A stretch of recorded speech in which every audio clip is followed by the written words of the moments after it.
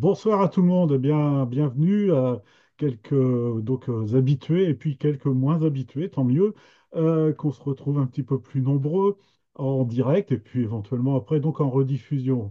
La Masterclass de ce mois de novembre 2024, elle va s'intéresser à une dame que vous avez là en photo, en gros plan, dans sa blouse de travail. Elle était institutrice et elle s'appelait Renée Jans. Aucun lien que je connaisse de famille avec l'actrice Denise Jans. Renée Jans, on va avec elle aller dans le Ponthieu, pas très loin au nord d'Abbeville, à Saint-Riquier, euh, la ville d'Angilbert, de Charlemagne, hein, du neveu de Charlemagne.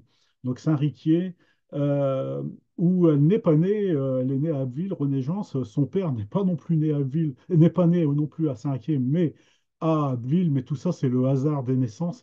En fait, c'est une famille vraiment ancrée à Saint-Riquier depuis au minimum le début du XVIIIe siècle. Et puis Renée Jans, eh ben, je n'ai pas eu la chance de la rencontrer ni de la connaître. Je l'ai peut-être croisée, puisqu'Abbvilloise, elle avait une résidence aussi à Abbeville, mais euh, non, je ne l'ai pas rencontrée parce qu'en fait, elle est décédée en janvier 1980. Puis moi, j'ai rapproché les Picardisans quelques mois plus tard. Et donc, elle est décédée brutalement à la suite d'un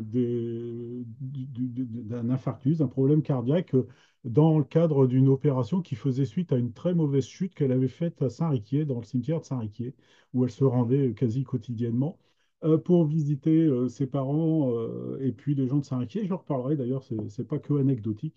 Et donc, bon, elle est donc décédée, bah, somme toute assez jeune, puisqu'elle était née en 1915. Hein, donc en 1980, elle avait 65 ans à peine.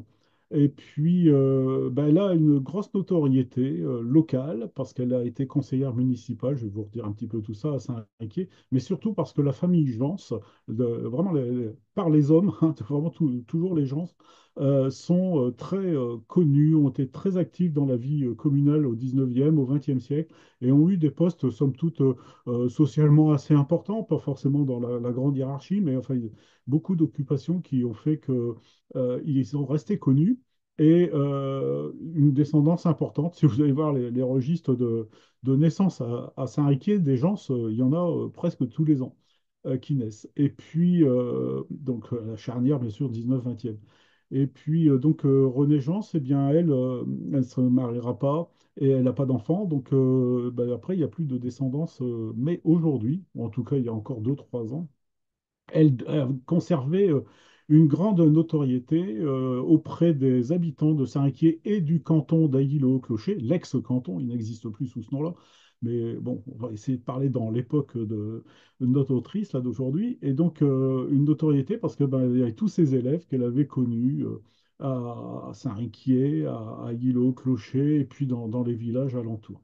Donc, ça a beaucoup d'anciens élèves qui se souviennent véritablement de René Jans, puis aussi par son action municipale. Alors concrètement, elle était née, René Jans, le 31 mars 1915. Son père, en fait, Jules Jans, et son grand-père, c'est aussi Jules Jans. Alors, c'est pas très grave hein, pour nous, mais des fois, c'est un peu difficile de démêler les écheveaux quand tout le monde a le même prénom. Donc, son père, Jules Jans, c'était un remariage avec sa maman. Il avait eu un premier mariage avec une dame qui était du Vimeux, qui était de Dargny, mademoiselle Milblet, quand elle s'est mariée. Il a une descendance de ce côté-là. Il a eu un fils qui a eu deux fils ensuite dans l'industrie serrurière du Vimeux. Il n'y a pas d'allusion dans l'œuvre de René Jans du tout à cet aspect-là de la vie de son père. Et puis donc après, il va se remarier avec Yvonne Gorier, juste avant la guerre 14, et ils auront donc leur fille le 31 mars 1915, leur fille unique de ce couple. Donc la maman de René Jans, elle est abbvilloise, née à Vauchelles-les-Quesnois, c'est juste à côté, entre Abbeville et Saint-Riquier, c'est tout près. Et puis elle est abbvilloise, mais bon, donc, tout le monde va habiter à Saint-Riquier, mais ils vont également, dans la jeunesse de René Jans, habiter à Abbeville. En fait, c'est une famille d'architectes. Le père René Jean, c'est architecte officiel de la ville d'Abbeville. Son père est également, donc le grand-père de René, est également architecte, architecte officiel, et il sera même directeur de l'école de dessin. Donc, vous voyez, des gens qui ont forcément une influence. Directeur de l'instruction publique, le grand-père, conseiller municipal à Saint-Riquier. Donc, ils ont vraiment un pied à Abbeville et à Saint-Riquier. Les deux communes étaient reliées par un train à tortilla. Et donc là, c'est une liaison assez simple à ce moment-là.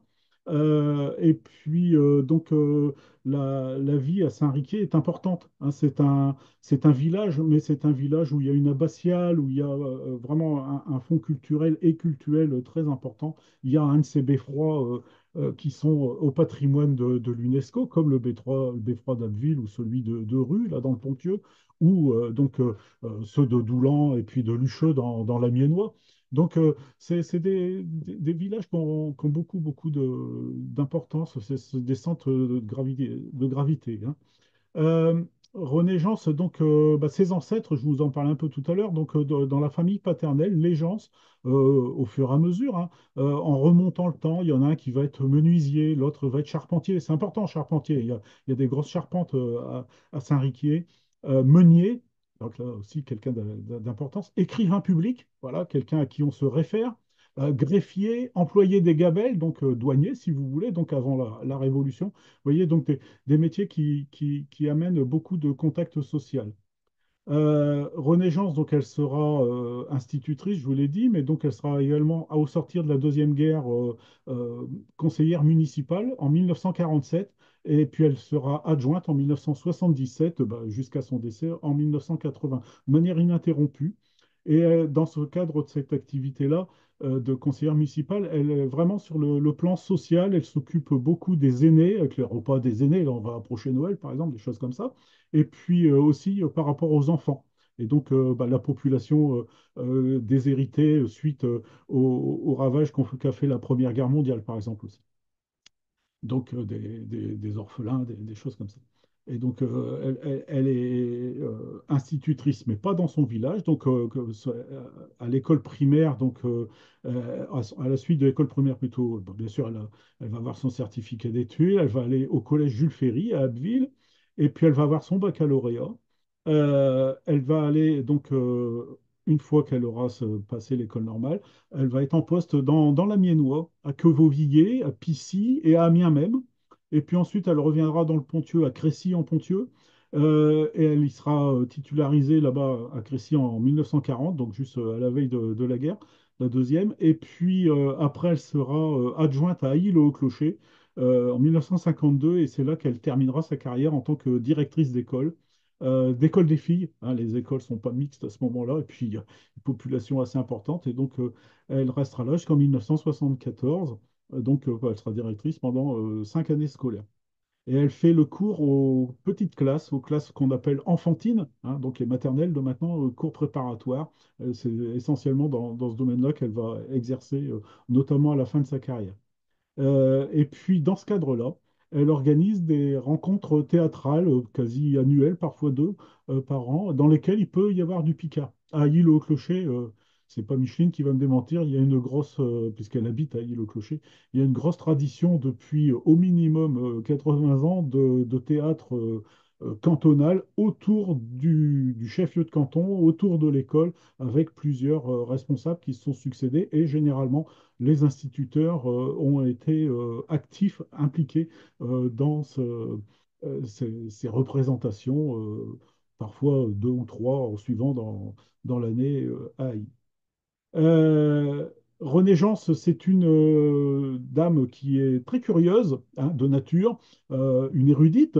Elle a une voiture et, comme je vous l'ai dit, elle ne se marie pas, elle n'a pas d'enfant, donc elle a un petit peu plus de temps que ceux qui ont une famille, si je puis dire.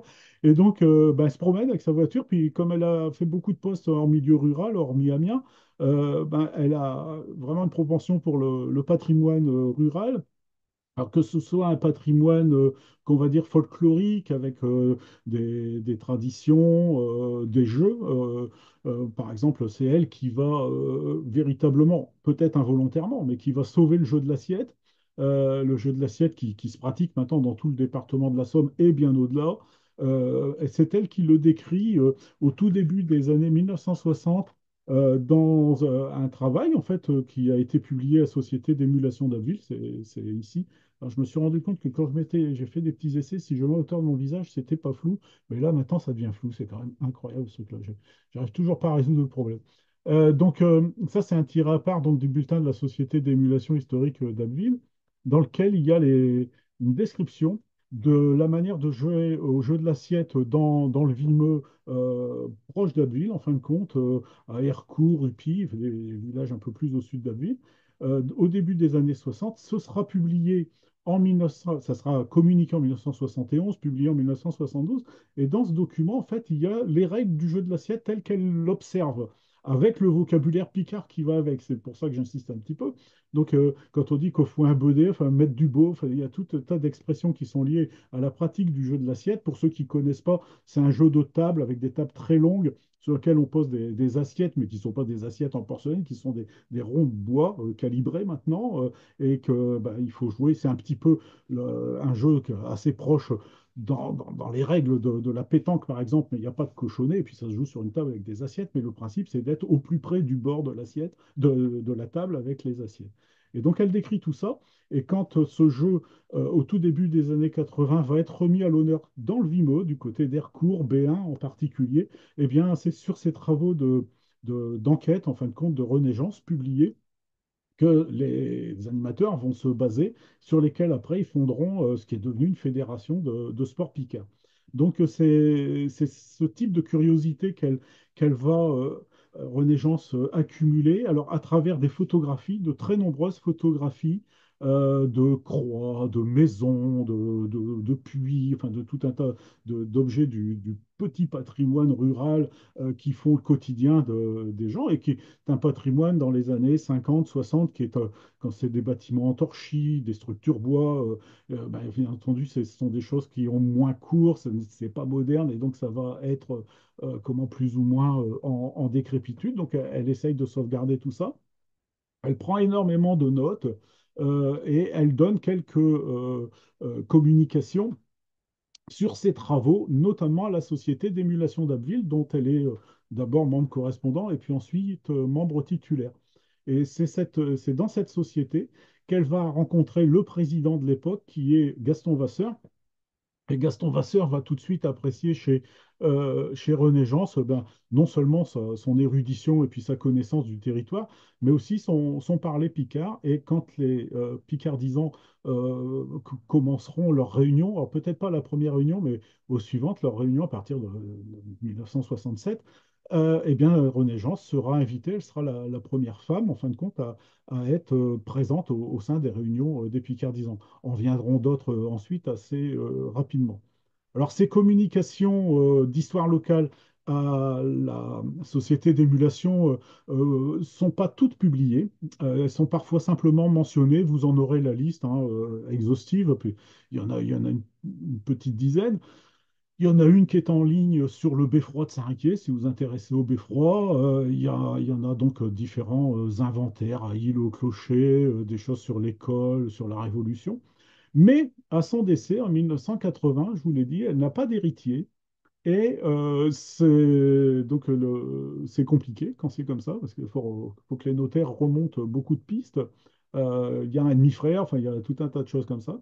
Et donc, bah, sa maison va être abandonnée, hein, elle ne sera pas occupée, en tout cas, pendant longtemps, mais très longtemps, plusieurs années. Et puis, donc, bah, toutes ces archives dont je vous ai parlé, là, bah, hormis ce qui a été publié, bah, tout s'envole, tout disparaît tous les documents qu'elle avait pu, en tant que conseillère municipale, par exemple, approcher, avoir, les dossiers, tout ça, quasiment tout s'envole.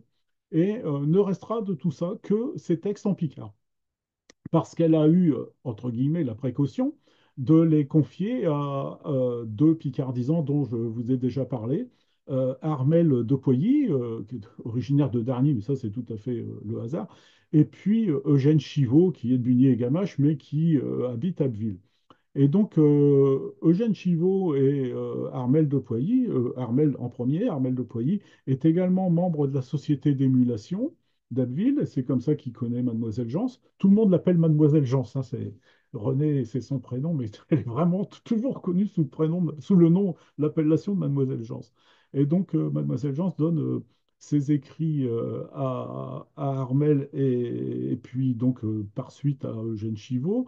Elle est au sein des Picardisans. Elle fraternise avec les deux. Alors, on ne dit pas président à ce moment-là, c'est les responsables du groupe parce que c'est pas encore une association. Et puis, ben, ils entreprennent la relecture des textes de René Jans, et notamment après son décès. Donc, c'était dans un petit classeur que j'ai connu, avec vraiment le petit classeur avec deux œillets. Là, vous voyez, c'est vraiment le format école.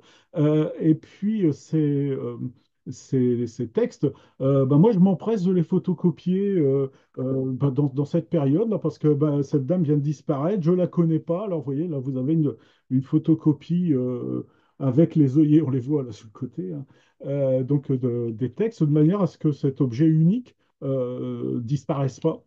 Et puis, donc, on a, comme ça, on a, entre guillemets, sauvé une part de la mémoire de René Jans. Et puis, d'autre part, Eugène Chivot, qui était vraiment le préposé aux enregistrements avec un magnétophone à bande, conserve ces bandes, les duplique sur cassette. Ces cassettes sont transmises à l'Université de Picardie à l'époque, au centre d'études Picard, présidé par René Debry et puis Jacqueline Picoche. Et donc, bon, il y a donc des sauvegardes des voix de tous les Picardisans, dont celle de René Jans de cette époque-là. Donc, vous voyez, il y a une petite part, parce que je veux dire, proportionnellement à tout ce que les gens de Saint-Riquier ont pu témoigner sur les travaux de René Jans, les prises de parole qu'elle pouvait faire, etc., enfin, les souvenirs qu'elle a laissés, la part Picard semble petite, mais bon, c'est celle qui reste, et puis il se trouve que c'est celle qui nous réunit aujourd'hui.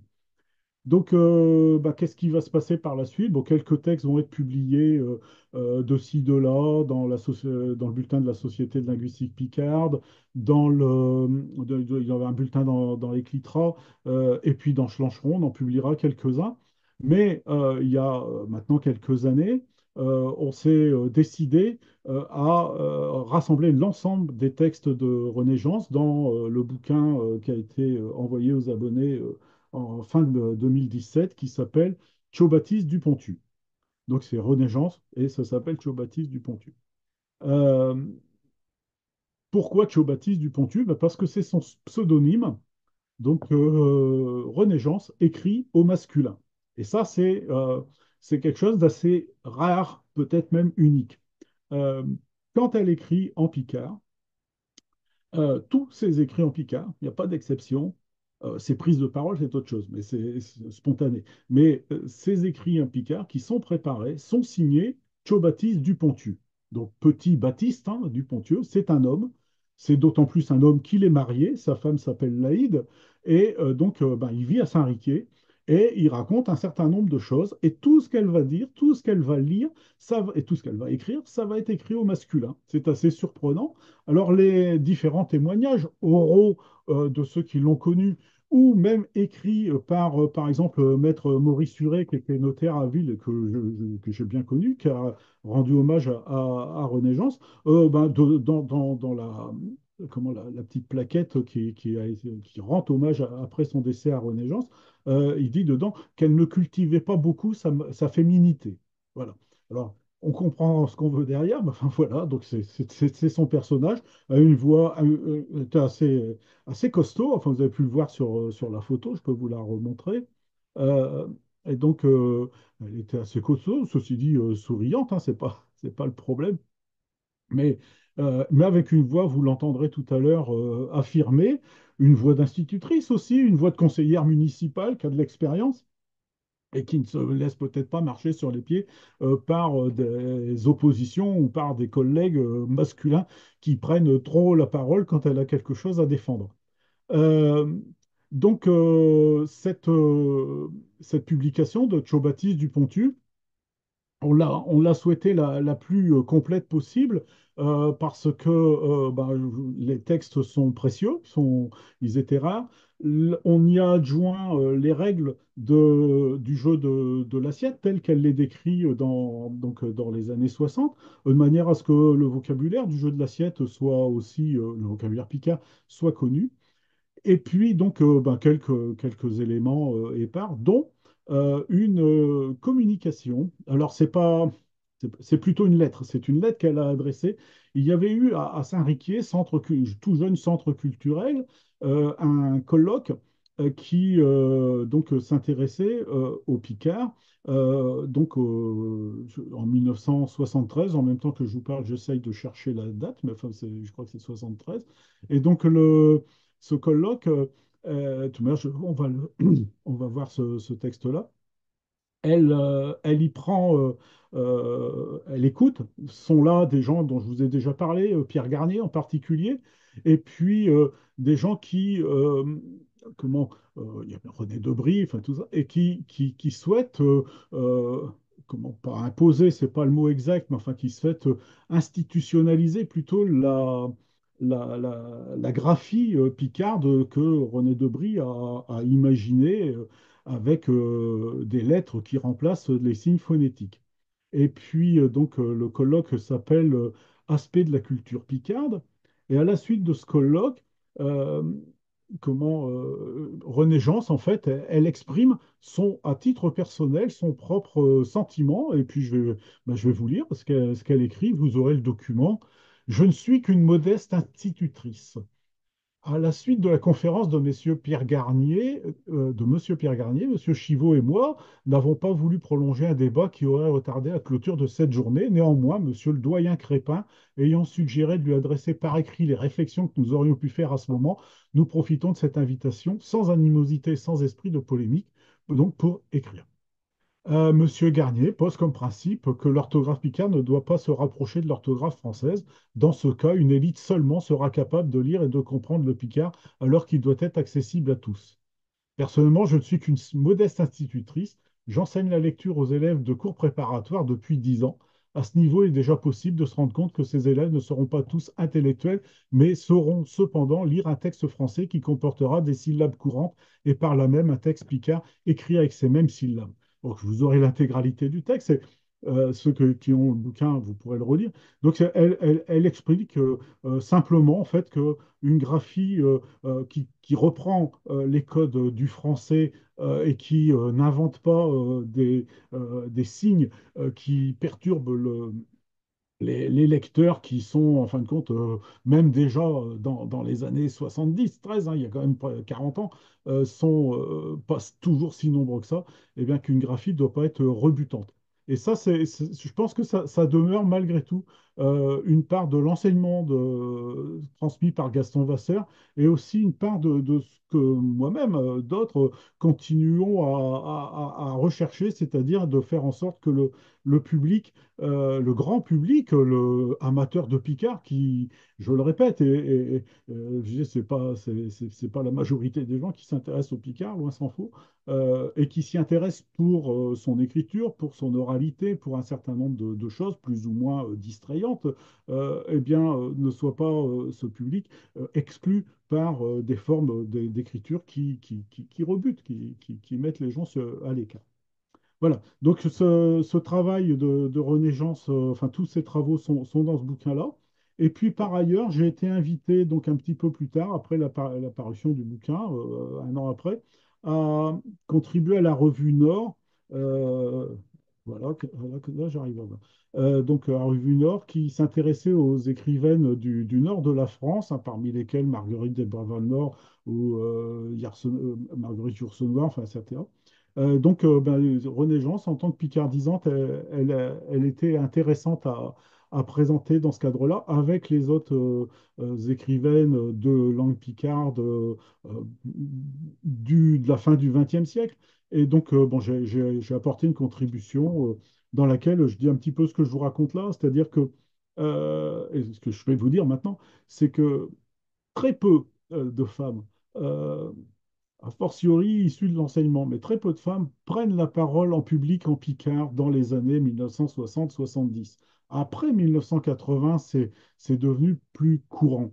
Euh, Dans la deuxième partie des années 70, il y a des gens comme Edwige Fontaine, l'actuelle présidente des Picardisans, ou bien Elisabeth Magnier, la mère d'Anne Manco, qui vont commencer à écrire en picard, qui vont participer à certaines séances. Ça sera aussi le cas de personnes plus jeunes. Je pense à Christiane Royer, qui est partie maintenant dans la région de Toulouse, qui était jeune, il avait une grosse vingtaine d'années à ce moment-là, ou France Devim, qui est toujours parmi les Picardisans, dont le père était au Picardisan. Mais de là à parler picard, c'est une chose. En public, c'en est une autre. Écrire en picard, le dire en public, ça fait beaucoup d'obstacles qui n'étaient pas facilement surmontés il y a une quarantaine, une cinquantaine d'années. Elle n'est pas la seule, mais elle est parmi les premières et elle le fait avec une certaine prestance. C'est-à-dire que non seulement elle le fait, mais elle l'assume vraiment, ça s'entend dans son ton de voix. Et donc, cette manière de s'exprimer, elle le dissimule un petit peu à la manière des tireux de ficelle, des montreux de cabotant. C'est qu'en fait, quand elle le fait au masculin, ça, c'est ce côté-là que je voulais faire ressortir dans la revue Nord, c'est-à-dire que elle le fait, certes, c'est une femme qui le fait, mais c'est un homme qui parle. Voilà. Donc, elle est vraiment sur la frontière. Après, c'est peut-être un. Je ne l'ai pas connu, je ne peux pas parler du tout à sa place. C'est peut-être une autre interprétation, puis c'est peut-être son naturel qui était comme ça. C'est pas, ça ne me gêne pas. Mais je trouve que c'est dans la symbolique de dire, bah, voilà, on passe d'un monde quasi exclusivement masculin, hein, des autrices de Picard avant 1950. Il n'y en a franchement pas beaucoup en proportion des hommes, vraiment très très peu, même si on prend tout le domaine Picard. Et puis, si on arrive donc aujourd'hui, il y a une très grande proportion de femmes, et c'est heureux parce qu'elles apportent leur regard, leur sensibilité, qui n'est pas forcément rose et puis fleur bleue, hein. Ça peut être un regard qui est des fois même très ancré sur l'actualité, qui n'est pas toujours rose, hein, comme on peut s'en rendre compte. Mais donc, entre les deux, bah, il y a une période de transition et je trouvais que René Jean, c'était un peu un des symboles de cette charnière entre un monde quasi exclusivement masculin et puis un monde d'aujourd'hui beaucoup plus mixte au niveau de l'expression Picard. On n'est pas forcé d'être d'accord avec moi, c'est juste pour trouver un symbole. Les gens qui sont peut-être du Pas-de-Calais, du Nord, trouveraient quelqu'un d'autre, probablement, et puis ceux qui sont du Hainaut belge, du Borinage, trouveraient peut-être aussi quelqu'un d'autre. Mais de là à ce que cette dame qui s'exprime parmi un monde d'hommes s'exprime au masculin, il y a peut-être que René Jans qui correspond à ce critère-là. Alors, ce que je vais faire, ben, on va faire comme si on était à Saint-Riquier. Euh, René Jans a fait à plusieurs reprises organiser des séances de picardisans. Je ne sais pas si c'était le soir, l'après-midi, voilà, en fin de semaine, peu importe. Et donc, ben, elle prenait la parole pour accueillir ben, le public et puis les picardisans. Donc, ben, on va l'écouter. Et en l'écoutant, ben, vous allez lire le texte qui a été retranscrit. Et donc, je vous mets ça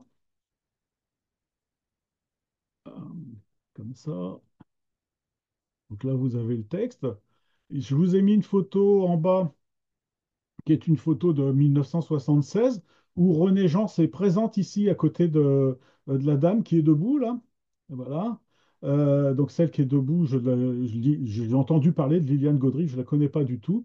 Donc ici, c'est René Jean. À côté d'elle, c'est Gisèle Soué, dont je vous ai déjà parlé, qui était du Nord amiénois, mais qui habitait à Francières. Et puis bah, quelques Picardisans, Aimé Savary et Jules Dufresne, dont j'ai l'intention de vous parler l'année prochaine. Christiane Roire qui est ici, donc je vous en parlais tout à l'heure, qui est la dame qui est partie dans la région de Toulouse. Charles Lecas, dont on a. Oui, Peux-tu grossir un peu parce que je, voilà. surtout la photo, ça serait pas mal qu'on puisse voir un peu plus. Oh, hop, la photo, voilà. Bah, là, on a tout le monde, là. Hein, vous avez mieux, là, comme ça. Donc, Aimé Savary et Jules Dufresne, jeunes retraités de l'Éducation nationale en 1976. Hein. Donc, Christiane, la petite Christiane Hénin-Roire, la petite dame qui se cache là-bas. Charles Leca, dans le fond, Wagneru, on a déjà fait une masterclass, Marius de Vim, donc l'oncle de France de Vim, dont je vous parlais à l'instant. Donc ici, notre invité du jour, René Jans, Liliane Gaudry d'Isambourg, que je ne connais personnellement pas, Gisèle Soué, dont on a déjà parlé dans une masterclass aussi, et puis Clotaire Rifflard, qui est en fait, qui était lui qui accueillait les gens, puisque ça se passait dans son village de Vauchelles-les-Domers, qui est un village. Alors, il y a Vauchelles, les Quesnoy, où est née la mère de René Jans, mais il y a Vauchelles-les-Domars, plus près de Domars en Ponthieu. Mais on est toujours dans le Ponthieu. Il y a plusieurs Vauchelles dans le département de la Somme. Et si vous ne savez pas le terme, la toponymie de Vauchelles fait partie des critères qui ont permis de bâtir le domaine linguistique picard, puisque dans des parties plus méridionales de la Picardie, on ne dirait pas Vauchelles, mais on dirait Vaucelles. Et donc le che de Vauchelles a été un des critères. Voilà. Donc nous allons écouter le texte que vous pouvez lire.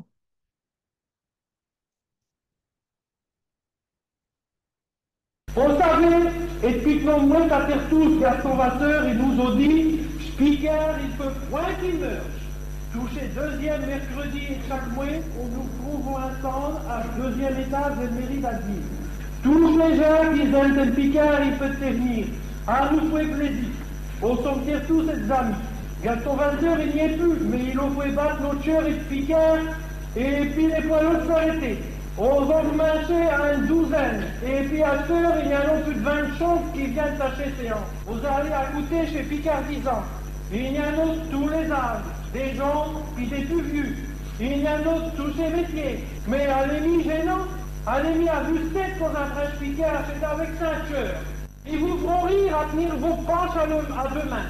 Mais on pourrait péter des cheveux et tout à une chose claire, parce que vous savez, nos grands-pères et puis nos taillons, qui essaient de bisoter tes poils seulement un picard pour faire des plats, mais ils avaient dit tout que le picard pourrait se plaindre quand ils avaient été des griffins. Donc là, c'est une prise de parole comment, publique, hein. On entend même il y a un peu de masse dans le micro. Enfin, bon, il y a des problèmes techniques, mais on n'a pas d'autres enregistrements. Euh, alors, quelques remarques sur sa langue, sur son parler spontané. Des fois c'est ieno, des fois c'est nieno, des fois c'est niano, donc il y a des petites nuances. On n'est pas sur des avec, comme on le serait dans le Vimo, on est des avu ou des avec, hein, voilà, peut-être un peu moins avec que ce que je dis là, mais c'est quand même à peu près ça. Et puis, elle a des mots récurrents, des mots qu'elle aime bien. Et par exemple, le dernier là, qu'on a pu lire et entendre, c'est quand ils avaient Edel Gripen. Et c'est un mot qu'on ne retrouve pas dans les lexiques, que ce soit celui de Debris sur le Ponthieu ou bien d'autres. Alors, c'est pas un mot à elle, malgré tout, parce que c'est connu à Saint-Riquier, puis alentour.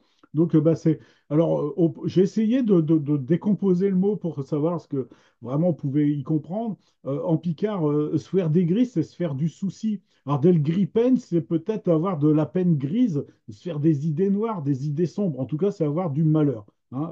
Quand nos Taillons, ils avaient du malheur, eh ben, ils parlaient un picard, mais pas seulement pour faire des farces. Hein, voilà. Donc, on peut peut-être se souvenir de ce mot-là comme ça. Je ne dis pas du tout que c'est l'étymologie, c'est simplement une astuce pour peut-être essayer de fixer le mot. Toujours est-il que quand on se fait des grises, euh, Picard est jamais complètement blanc, jamais complètement noir, hein, toujours un petit peu, toujours à l'intérieur. Bon, sinon, le reste de son propos me semble assez compréhensible, mais il y a, dès le début, hein, il ne faut pas que je piquère, il meurche. Elle dit ça très naturellement, donc avec le subjonctif hein, qui est ici, hein, qu'il meurt, hein, c'est le verbe mourir. Voilà. Et puis, bon, quelques autres, bon, des mots comme acheteur, tout ça sont des mots assez courants, hein, je pense quand même. Anémie gênant, ça n'est absolument pas gênant. Hein. Et la chimie a vu cette tête cause un prince Picard, c'est avec ceinture. Vous voyez, il y a côte à côte, à vue et puis avec qui sont là. Et donc, c'est ce Picard-là. Donc là, c'est elle vraiment qui cause. Ça n'est pas le personnage de Joe Baptiste. Et puis, elle est assez convaincante parce que dans certains enregistrements. Je ne peux pas tout vous diffuser. Il y a quand même, bon, il y en a quand même pas mal. Euh, mais il y a des conversations, par exemple, avec Aimé Savary, à un autre moment, où il présente Baptiste Dupontu. Et puis, en gros, il se trompe parce que il en parle au féminin. Puis, il a dit non, mais c'est Baptiste Dupontu. Ah bon, Ma Dupontu. Enfin bon, voilà, on sent qu'elle elle a de l'aplomb. Hein. Elle a de l'aplomb. Elle se laisse pas marcher sur les pieds. Euh, Ce qui n'est pas plus mal. Hein. C'est bien logique. Euh, alors, dans ces textes, il y en a un qui est assez touchant, qu'on va lire ensemble, que je vais vous partager maintenant, et qui s'appelle Quai Martyr. Alors, Quai Martyr, elle est dans sa situation, en fait. C'est pour ça que je vous ai mis une photo où elle est avec une de ses classes d'élèves à Ailly-le-Clocher. Euh, c'est une situation qui s'est réellement passée à l'école. Je vous le lis. Quai Martyr. Il y a dans nos écoles communales un chot blonde qui s'appelle Marie-Jeanne. C'est un buen picard et de père, et de mère, et pizzeteo. Elle maîtresse d'école a yo demandé, yo quelques jours, et quel verbe qui venait elle mot j'aurais. Elle a répondu, chez du verbe avouer. Ah non, pas dit avoir, comme a se dit en français, mais avouer. A vu un bon accent de nos pays. Chez autres enfants, ils n'ont point attendu qu'elle maîtresse à lui faut cher dire un bon français. Ils se sont mis à se moquer. Et puis, jetant-le, chez Garnemin, il parouait qu'ils y ont donné surpitché aide verbavouer. J'ai dit que tu viendras avec nous, verbavouer. Et puis tout comme à mesurori, bien sûr, mais à mo fouet du mot, à matière de quelque autre fille qu'elle est si bien rétuse, à le fouet le soleil à cause de sa patois. Mais j'odame une étude, un diplôme et de patoisant, et que j'ai pendu à Schmur. J'en suis tout fier, mieux qu'une médaille chez Jeux olympiques, mais je n'ai jamais couru après eux. Eh ben, je vous que chez Picardisant, il faut acheter un diplôme pour chez Ports et Fonds qui sont tassés parce qu'ils parlent tes Picards. Un diplôme comme eau a donné à une de fille lapidée parce qu'elle parlait Picard. Voilà. Donc, si vous avez tout saisi, vous voyez que c'est pas René Jean qui parle, c'est bien Baptiste. Baptiste, il est dans son étude. On ne sait jamais si c'est une étude d'architecte ou de notaire. Hein, donc, il est dans son métier et il rapporte ce qui s'est passé dans une école, son école communale, avec une petite Marie-Jeanne.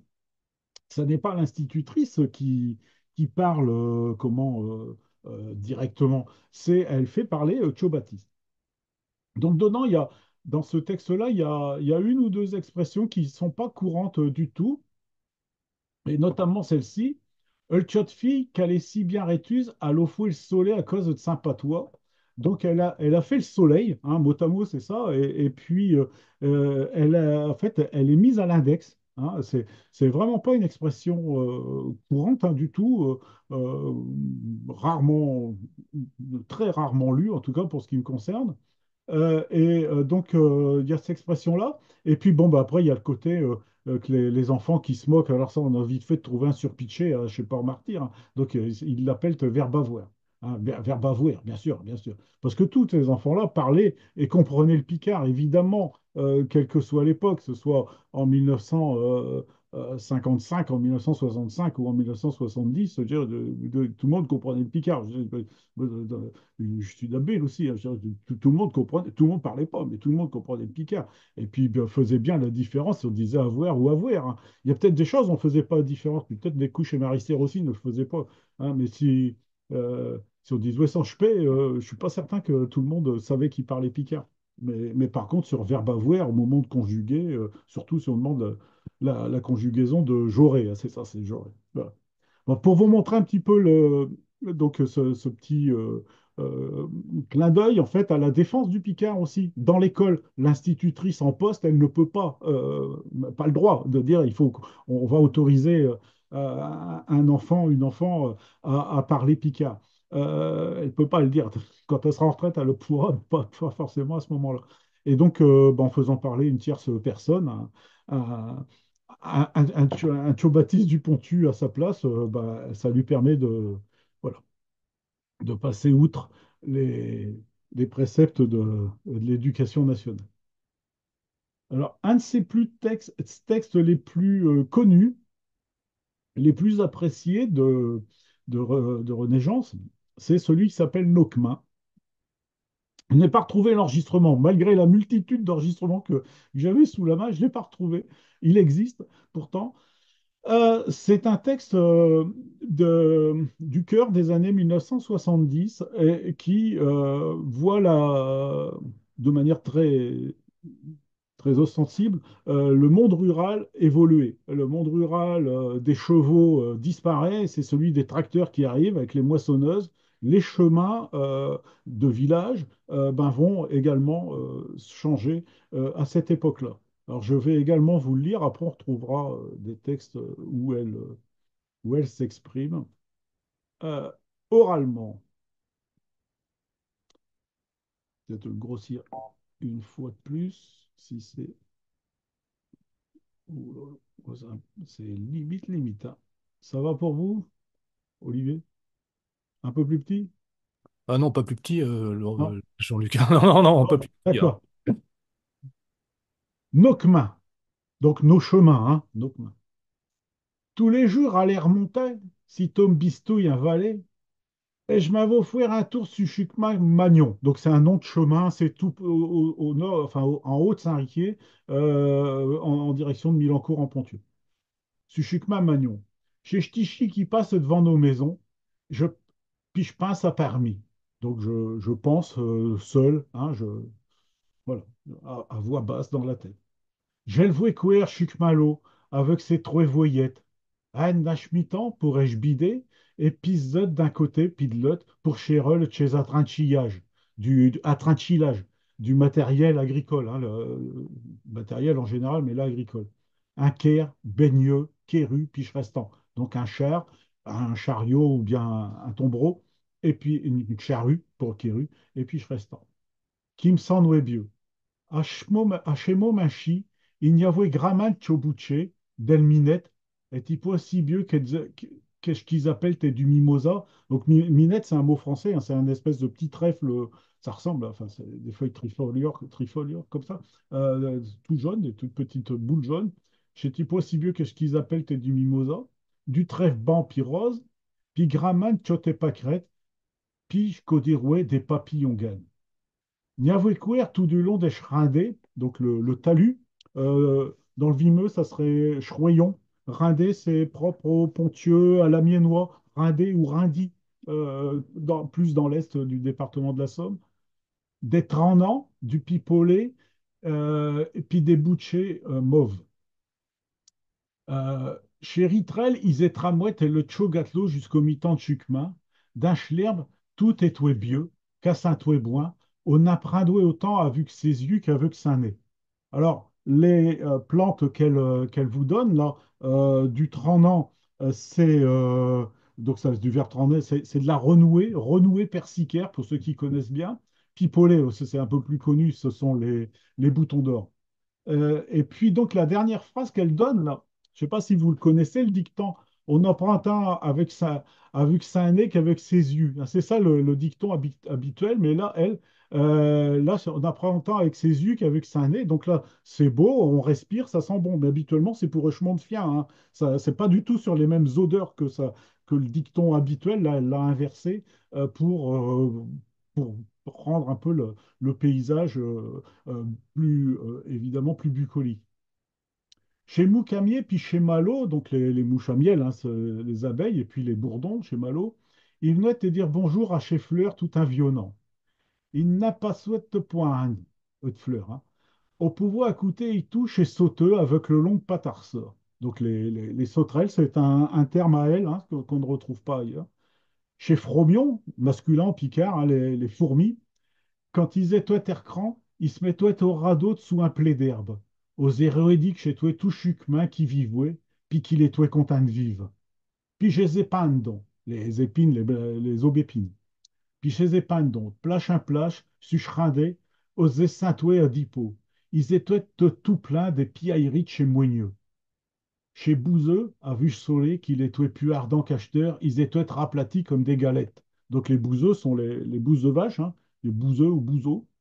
Je crottin, un volet de mougneux, puis de corneilles, puis je n'ai plus que des pourrettes. Donc voilà, après, une volée d'oiseaux ou de corneilles, donc de corbeaux. Les bouseaux n'étaient plus que de la poussière, des pourrettes. Seulement un v'lot. Dans l'hiver, il y avait des racks, de la boue. Un boin bidé, il ne s'arrache remis. Mais un tracteur, à patine, comme il dit. En avance plus si vite. Et puis, acheteur, il faut aller vite et puis courir plus vite. Il faut bziner. Bziner, c'est courir très rapidement. C'est décrit en particulier pour les vaches, les veaux, quand il va y avoir de l'orage. Hein, c'est aussi un terme assez campagnard. Bon, ça peut se dire aussi pour un enfant, hein, il bzine, il rabzine, c'est revenir en courant. Bien n'est pas toutes. Chez un trachillage d'acheteurs, ils sont grammalargues. Ils ne peuvent quasiment plus passer su chucmin. Alors, nos biocma, au le goudron, pour qu'ils fussent plus largues. Au cop chérindé, à coûte les yeux de la tête, des millions hachés pour laser qui pourraient être des impôts. Là, on entend parler la conseillère municipale. Hein.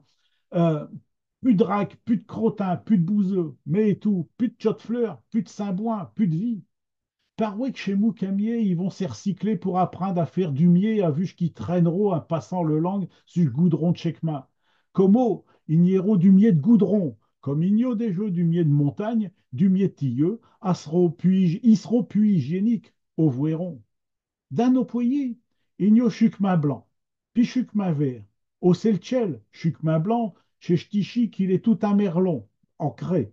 Et puis chucma vert, chez Ch'tichi qu'il est tout un herbris.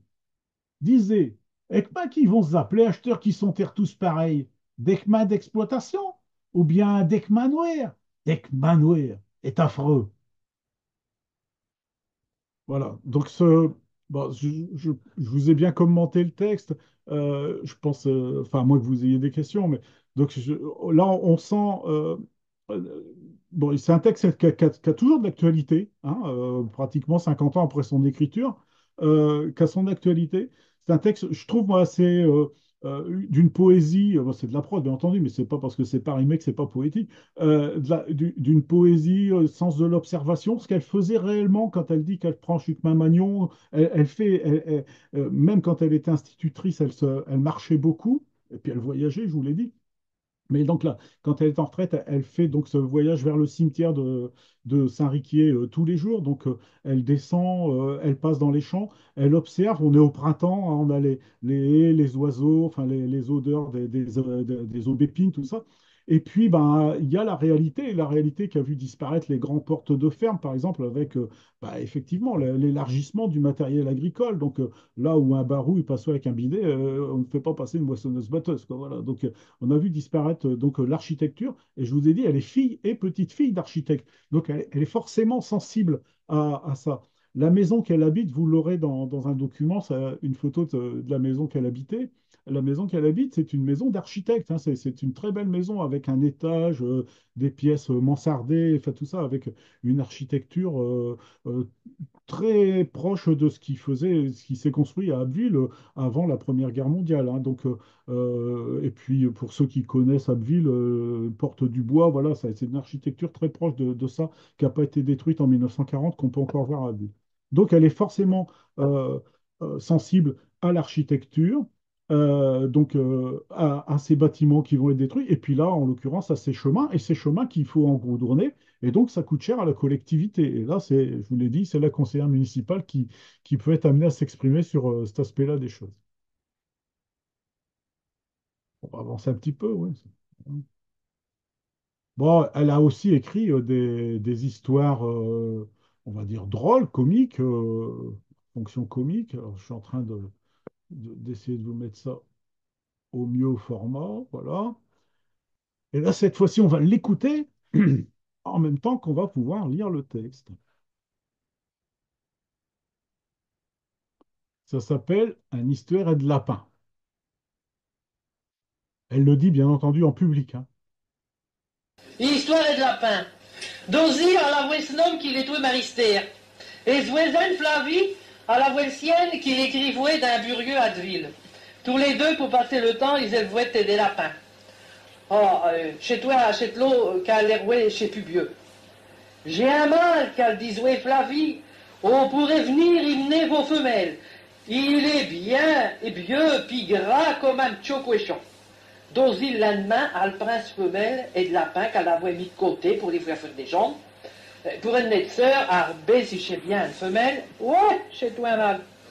Elle choisit un autre femelle d'un autre cage, elle met d'un peignet, puis ils vont partir, mon Flavie. Flavie, fin contente, elle monte saint mal à Dozy. Mais Dozy, quand moi d'être fouette, elle lui dit, je sais bien un mal, vos lapins. On me voyait pas cette tête. Rien qu'à l'air on voit bien que c'est un mal. On ne fouet de rien qu'elle lui répond Dozy. J'aime mieux une nette sœur. Heureusement, chez toi une femelle. Alors, ils ont traché un mâle d'un chez lapin de Flavie, ils ont mis chez deux lapins ensemble et puis ils ont élevé un bistouille. Dozy, alors prince à lapin pour venir à Fouaison. Et le lendemain, et ce femelle et de lapin à la voie des jambes. Dozy puis la Flavie n'en sont pas revenus. Bon, bon, ça, c'est le type même de texte qu'on peut dire en public, hein. C'est voilà, c'est à la fois une blague, c'est une farce. On est dans le milieu rural. Vous avez remarqué au début, hein, il y a quelqu'un qui est. Donc, il y a un homme qui travaille dans un bureau à Abbeville, comme son père. Et puis, Dozy a la snom qu'il est maristère, comme elle. Voilà, bon, il y a des mélanges. Voilà, son monde, il reste toujours dans sa sphère familiale ou très proche de sa sphère familiale. Bon, ça, c'est une des blagues. Il y en a une autre, j'ai couché avec ma bodée. Je vais pas. Bon, il faut que je fasse un peu de choix, comme toujours. Et c'est pas que ce soit très compliqué, mais on ne peut pas passer tout. Et puis, je voudrais vous donner d'autres aspects de l'écriture de René Jans, et notamment avec le Tchot épicerie. Alors, le Tchot épicerie, c'est un texte bah, qu'on a pu sauver intégralement dans le bouquin. En fait, il était connu par uniquement sous le titre de Le Tchot Épicerie. Et donc, c'est la fin. Voilà, ça constitue la deuxième partie d'un texte qui s'appelle La Cholchentière, euh, donc féminin, la cimetière en picard. Et donc, bon, c'est à l'aspect, on va dire, dramatique, oui. Donc, je présente le texte parce que je ne peux pas vous présenter tout. J'espère que vous aurez la curiosité de le lire. Qu'est-ce qu'elle fait dans ce texte? C'est assez original. Euh, Elle va au cimetière, ce qu'elle fait réellement, et puis elle passe devant des tombes. Et chaque tombe lui évoque une famille, lui évoque une personne, lui évoque un souvenir, et elle va décrire ce souvenir en quelques phrases, en paragraphes.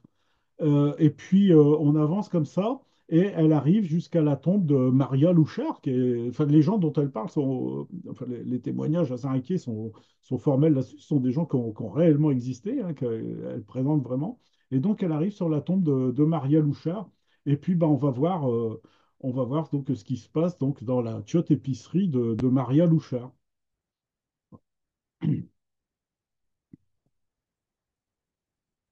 Chiotte épicerie. Gelvouécouer Maria a vu Saint-Chinion à le couplet d'esthète, et ce poitraine est remonté à Saint-Caux par un corset à busque, Saint-Chinouer bleu nolé à stal. Donc nolé, c'est noué à la taille. Al restouer au bout de nos rues, à l'étouer débitante et puis épicière. Tous les dimanches devant dîner, mère a m'avoyé à cater pour chonksou de moutarde mon Maria.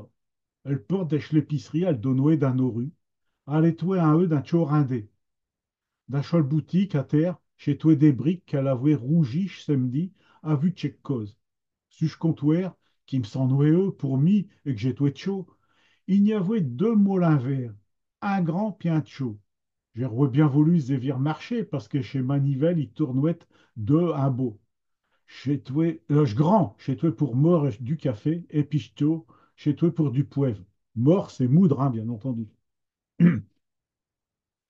Un moment après, Getwello, Maria se désatouait de son café par une porte vitrée qu'elle était serrée, donc fermée, hein, c'est un terme plutôt du nord d'ailleurs que de la Somme. Enfin bon, c'est bien, hein. Donc par une porte vitrée qu'elle était serrée et puis parce que ce café, il était plus beau que chez l'épicerie.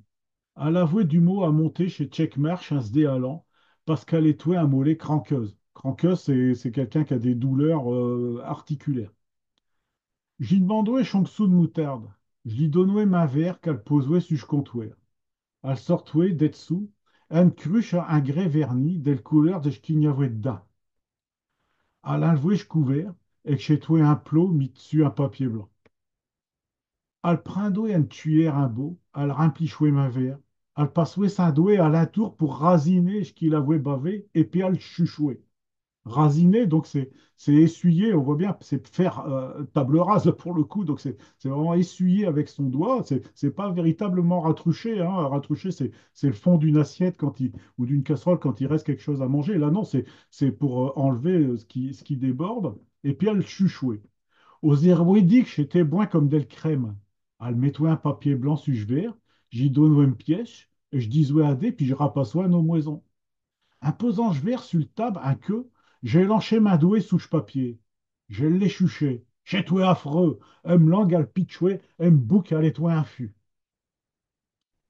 Quetchané qui reste acheteur del tiot épicerie, d'ech café, Yukinyavoué un grand pot de gouttes et de sang, donc c'est une plante, hein, les gouttes de sang. Yukinyavoué un grand pot de gouttes et de sang, qui tenait tout un tab. Del moison, Yukshe kovoye, sur le pot del porte, chez jour en merquet, Maria Pizwezen, Argentine, a vu le chinois blanc. Ils atteintent un le disant des monsieur, n'aveux-tu navelo, à chez marchand de cochon, qui venait et manger des tripes. Un coupé de bombe, 3 jours et devant la libération, puis tout était éberdelé. Le lendemain, aux retrouvés sous le moison, Maria sans tête, et puis Marie-Antoinette et ce belle fille. Donc la fin, elle est absolument dramatique, hein, doublement dramatique. La maison qui est rasée, puis donc la patronne Maria et puis sa belle-fille qui sont tuées, mais aussi à la veille de la libération, hein, comme ça a pu se produire dans, hélas, de très nombreux villages, donc des décès en temps de guerre juste à la veille de la libération. Donc fin août, ou bien tout début septembre 44 par chez nous.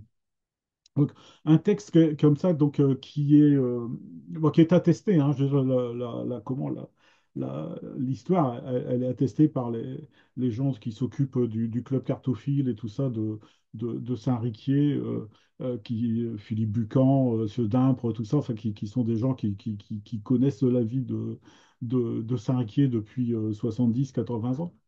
Donc, un texte où on a une description voilà, de l'enfance, la petite farce avec le coup de la moutarde, le doigt, la bouche qui est en feu, enfin voilà. Et puis le drame qui arrive, et donc, bien sûr, les souvenirs qui ne sont plus présents que dans les cimetières, en l'occurrence dans les mémoires. Euh, alors, je ne sais pas si ça va, ouais, si ça va quand même être un peu plus gai, quand même, quand même. On va quand même trouver autre chose. Non, pas autre chose. Donc là, j'ai un texte. Alors, je ne sais pas si on va écouter tout, je regarde l'heure. Euh, mais on va écouter, donc, euh, je vous en parle un petit peu avant. Donc, le texte s'intitule Chez Troué pleureuse.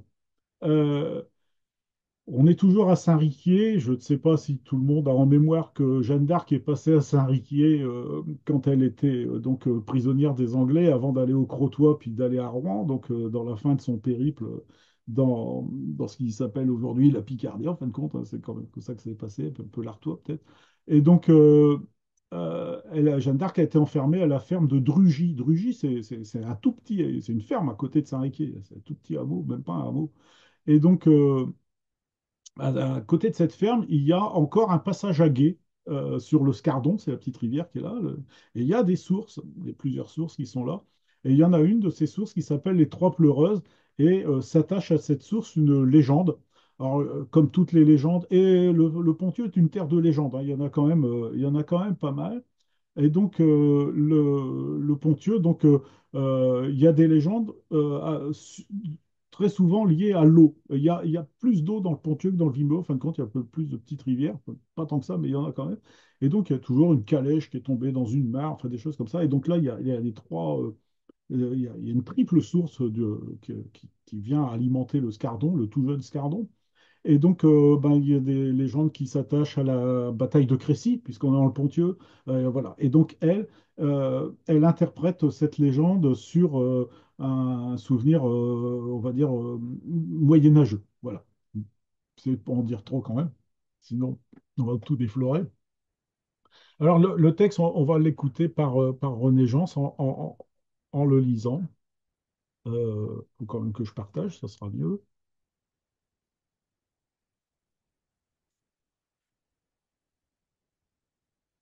Voilà. Je fais comme ça. C'est limite, hein, c'est limite. Je peux pas faire beaucoup plus. Pour avoir un bidet à lit et que je me Ah suis oui, entendu à vue. ouais, alors, la lecture, elle commence avec le bide. Oui, j'ai oublié de préciser ça, puis j'avais dit que je le surlignerais, puis je ne l'ai pas fait. Euh, voilà, donc c'est ça, ouais. Donc, en fait, le texte est repris d'après l'enregistrement, hein. Donc, il n'y a pas il n'y a pas véritablement d'introduction, hein, c'est comme ça, c'est l'enregistrement comme ça. Et donc, on lance. Donc, le personnage oui, Joe Baptiste, il va il fait très chaud, hein, il a fait très très chaud, et donc il va partir, et à un moment donné, il va s'abriter du soleil sous les arbrets, qui est donc les arbres là où il y a la source des Trois Pleureuses. Voilà. Donc il va pour chercher un cheval, un bidet, chez Schmaquignon. Un Maquignon, c'est un marchand de bidets, hein. Pour avoir un bidet à lit et que je me suis entendu à vue Machignon, puis il me n'a vendu un à vue Saint-Poulain. Tu verras Zévir quand tu voudras. Justement, et jour-là, il faisait une telle caleur et que je ne pouvais point aller dans chez camp. Ben, que je me dis, je m'avoue d'en profiter pour aller vire Toto. T'es fou, Tcho Baptiste, qu'elle dit là, de t'en aller avec ce cachette qui fout un soleil à rôtir et des alouettes au vol. Méchant capieux de paille qui vient courir et un père, grand-père Logom. Et c'est bien avec une cachette que je lui réponds. Allez, t'en toile. C'est parti, mais méfite, un queue de caleur est vite arrivé, Caldilaïd. Une maison autour, allait dans chez arbré au bout de chemin Magnon. Mais pour y arriver, point un bout d'arbre, point une flèpe d'ombre. J'avoue que j'ai trouvé à le nage. Et tant, j'enlevais une cachette pour échouer et puis faire un mollet de vin à vue. Je me sens tout rouge comme elle crée qu'elle nos cours. Enfin, me v'là à chez arbré. J'ai tout tombé de caleur. À bouillonnoué, dame tête, mes gambes aux héroués dit que j'avouais changer un livre de plomb à chaque pieu. Qui est tout frais sous chez Zab. Je me suis assis tout près de la rivière pour me reprendre un mollet. Et puis l'eau a mis j'accoutuais chez Mounieux. Quel bel canchon qui faisait. Tout d'un coup, il m'a s'en est qui avouait quelque cause a vu que le canchon de chez Mounieux. Chez toi comme dévoué. Point comme chez l'autre là, quand l'aïd a le bruit à mes oreilles, non. Chez toi comme quand chez fille il cante à le messe. Je me suis relevé un mollet dessus ma queue pour vire, et puis l'eau, quoi que chané que je vouais. Trouvé belles dames, plonchées tout près des Chuscardons qui s'est de visouette. Ils avouaient des roubilles avec des galons en or et puis des grands démanches, qu'ils allouaient jusqu'à leurs orteux. Ils étaient comme chez l'eau des livres d'histoire et de nos polites. Il y en avait un avec des tresses blondes comme des feux d'avoine qui déchandouettent jusqu'à se penche. L'autre à l'avoué des cavieux noirs comme du sirache, enroulé tout à l'entour de ses oreilles. Et puis le troisième à l'avoué de sus tête comme un bonnet pointu avec une loque au bout. Calpindouille. Qu'ils étaient belles. Je n'avais point de trou de mes deux yeux pour les herbeiller.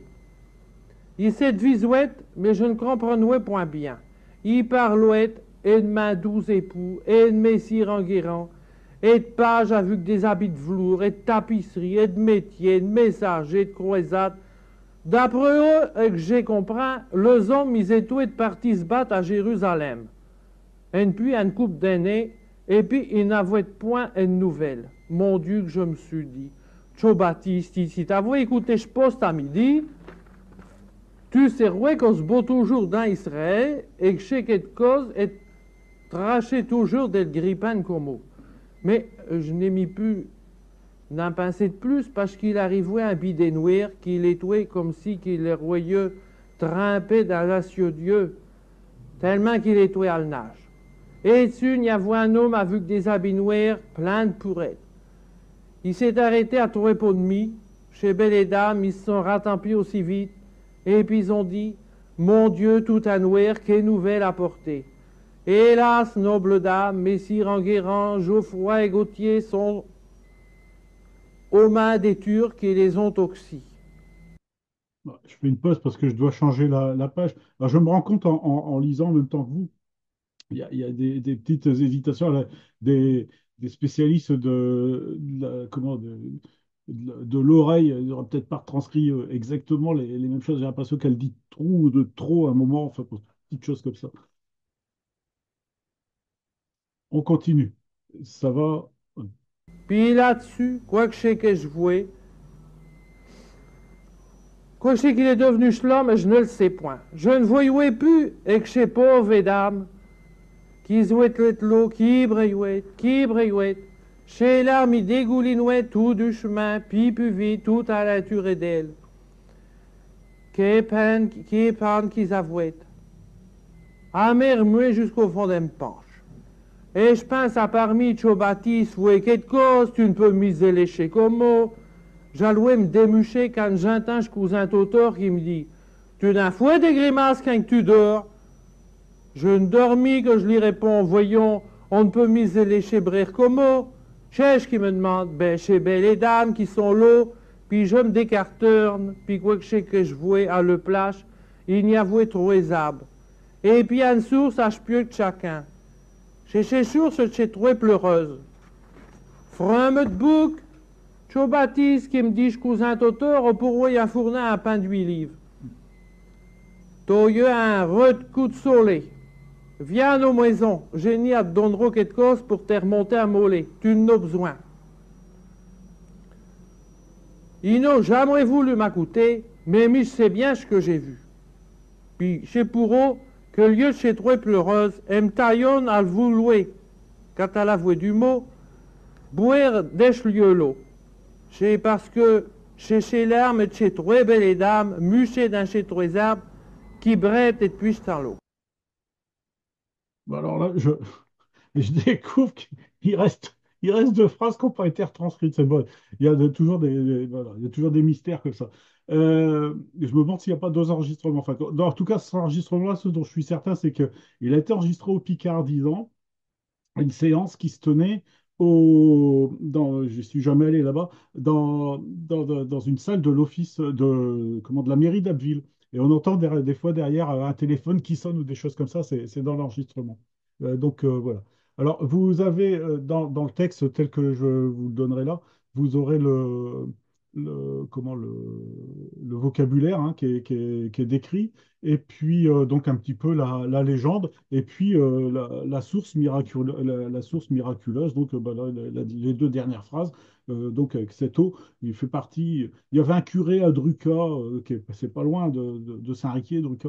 Il y avait un curé à Druca qui avait des remèdes un petit peu miracles, une pommade et tout ça. Donc pas mal de choses attachées au légendaire. J'ai une amie qui était de Milancourt en Ponthieu, elle me racontait tout le temps des trucs, je dis pas miraculeux, mais des trucs un petit peu entre sorcellerie et puis miracle, comme ça. Mm. Et Euh, ça se vendait. En pharmacie, vous connaissez le pommade de sturée bah oui, oui, la sturée pommade. de Ruca, hein? Ah Ouais, ouais, ouais. ouais, ouais, là. Tu l'as préparé, non? Non, ouais, Non, mais je pense que c'était identique, hein? ouais, ouais, ouais, ouais. Ouais. Alors, on a. Bon, voilà, bon, écoute, on est dans les délais, ça va aller pour que je prépare celui-là. Donc là, on a donc le légendaire qui apparaît à travers ce texte. Euh, et donc il y a d'autres moments, ce sont des moments de vie de Saint-Riquier. Donc le chemin Magnon, c'est tout en haut de Saint-Riquier. L'abbatiale, elle est dans le bas. Le beffroi, il est pas entre deux, mais plutôt dans le bas aussi. Et donc, toute la rue qui va du Beffroi euh, qui remonte vers Aginvillers, tout ça, c'était là où on accueillait le marché, en particulier le marché à cochons. Alors, des fois, elle dit cochon, des fois, elle dit cochon, hein, voilà, donc faut faire des choix. Quand on est dit, c'est pas toujours facile de faire des choix. Donc, on va regarder un passage, un extrait du marché à cochons. Donc, c'est Joe Baptiste, hein, toujours, qui est là, et puis qui va bah, observer. Bon, on va découvrir ensemble qui va observer l'ambiance du marché à cochons d'une époque qui est une époque de l'entre-deux-guerres, hein, c'est certain. On va l'écouter en même temps.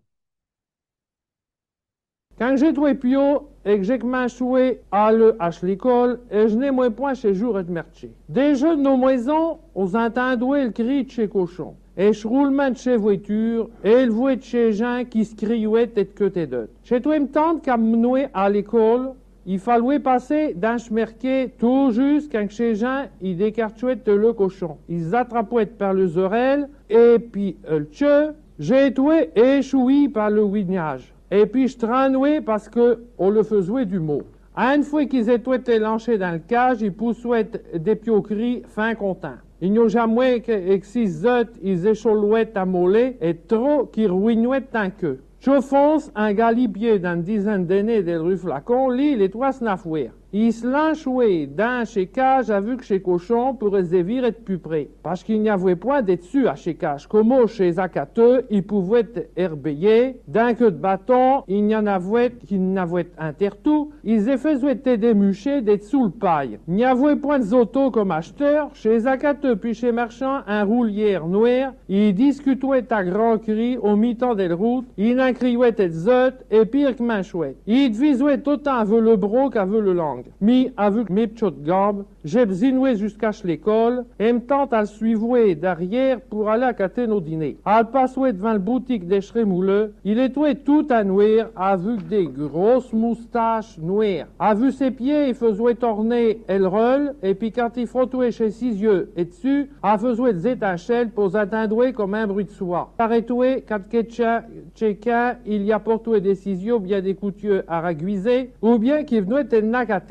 À midi, elle me tente à venir mercher, puis remontoem, mais je merchoué et finissoué. Alors, hors quartier, chez Cochon. Et puis, ruinouette, et couer et de pubelle. Il y avait des fleurs détramées tout partout. Mais là, et ce qui me plaisait, chez car montant del côte, on nous arrêtait fâche et le moison et de Marie Barbette. Et dessus, un de table et 2 pieds de long, et puis d'un pied et demi et de largue, il y avait du chuc, des boules de gomme et puis des boules de grosseur et de chez boules de gomme, mais tout rondes comme des billes, avec du chuc tout autour, comme si qu'on se roulé dedans. Chez toi, un grand-père avec des cavieux puis une barbe toute blanche, et puis une grand-mère avec Saint-Chignon, cuir tout noir. Lui, il avait une cachette, elle, elle avait un chinois à carieux, et puis un carac au noir. Lui, il était assis et dessus une caillelle, elle, elle était debout. Chez elle Calvin doué, il venait de Gapen. Elle les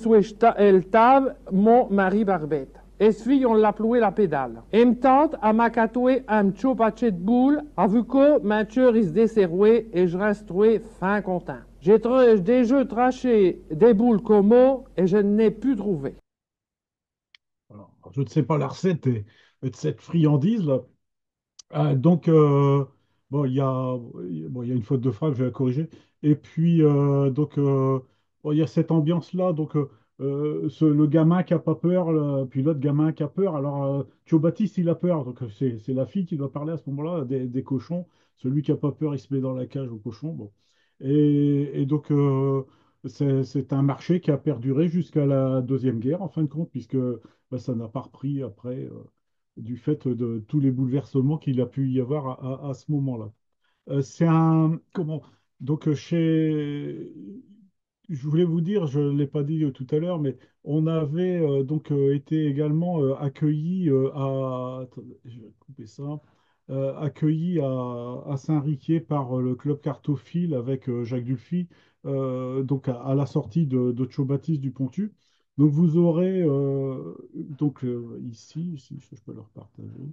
Euh, vous aurez donc les liens avec différents. Bah là, vous avez là, c'est ça, la maison de la famille Jans, là, en Haute-Saint-Riquier.